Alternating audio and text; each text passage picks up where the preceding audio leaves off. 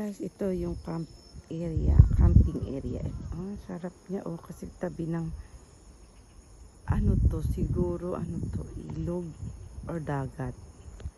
Meron doong isang bahay. Diyan. May camping sila. Then, sarap dito mag-date kung may jowa ka. Yan, or mga family bonding. Minsan nga, taling ko rito mga bata. Mag-camping kami dito one time.